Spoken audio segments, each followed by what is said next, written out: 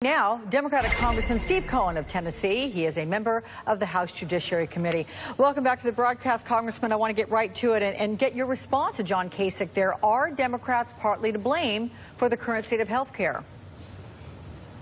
No, Democrats have proposed that we have a public option, that we have risk corridors, and that we fund the CSRs. And we've made propositions. The problem is the Republicans don't want to do anything to help it in the House, so our bills don't get scheduled for a vote, a markup, or a hearing.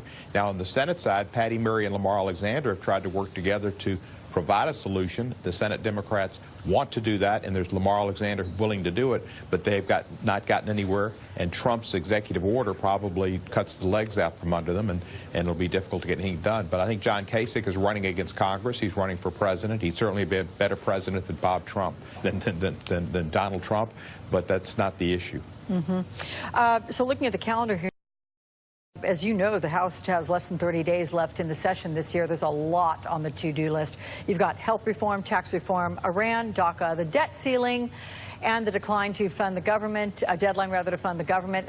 I mean, that's just the big stuff. What is the focal point for Democrats right now? Is there any consensus?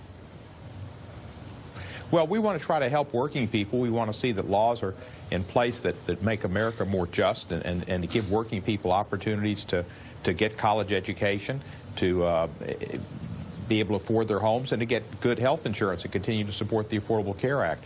The problem is we are in the minority, and the Republicans control the agenda.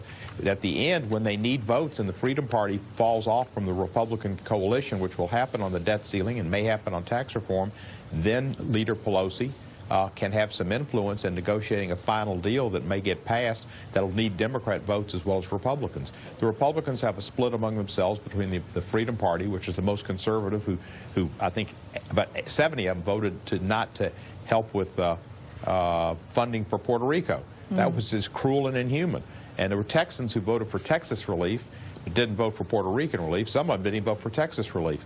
But those folks don't work with the rest of the Republicans, and they'll need Democratic votes to get anything done. And that's at the end, when it comes to crunch time, then the Democrats can have some say in policy that will be good. I want to ask you, sir, about another item on your personal to-do list. I know you've said that you are planning to introduce impeachment articles against the president in the coming weeks. What specifically do you think the president has done that warrants impeachment? Well, the president, it starts with James Comey and his firing, and he said to the Russians, I've gotten rid of that nut job, and told Lester Holt I fired him because I said to myself, this guy's not working with me on Russia, and I need to stop this, basically. That's obstruction of justice, and there's quite a bit of an article that lays out all the facts and shows how it is. Then there's the emoluments clause, and he continues to violate those. There's both an international emoluments clause where you're not supposed to take money from a foreign government without first coming to Congress, and he's done it at Trump Hotel, he's done it at Trump World Tower, Trump International Tower, Trump Hotel, Trump everything. And there's a domestic emoluments clause about getting monies over and beyond your salary being forbidden.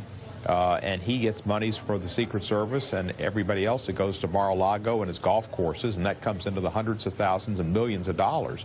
So there are violations continuously going on. There's abuses of the press, which is a series of actions, a pattern of behavior, starting back, I guess, with Megyn Kelly in the debates and how he attacked her, and then went on with Morning Joe and their hosts. But most lately, when he questioned NBC even having a license, which of course he can't revoke, but he threatened it. He seems to call it the fake news, and the news is the enemy of the American people. These type of actions are violative of his oath to uphold the Constitution and the First Amendment, freedom of the press. And then you've got actions on the judiciary, with Arpaio, with so-called judges, with Judge Curio in California. An anarchist first goes, an authoritarian first goes against the press and the judiciary, and that's what this man has done, and it puts the United States in a vulnerable position. So I should think you have explained your reasoning to your colleagues, but I know that just a few days ago on Twitter, you wrote that you were still seeking co-sponsors, especially judiciary members, for your impeachment articles. What kind of support have you received from, first, other Democrats, and is there any interest whatsoever from Republicans? Well, we've gotten some people who've committed to support our resolution. We want to get a few more. We don't want to be like the previous resolution that was introduced in July that was introduced by one member by himself. Not that William Tell and the Lone aren't right sometimes, but it's best in Congress to have some support and not be the Lone Ranger. Al Green did not introduce his resolution yet, but he made a presentation on the floor.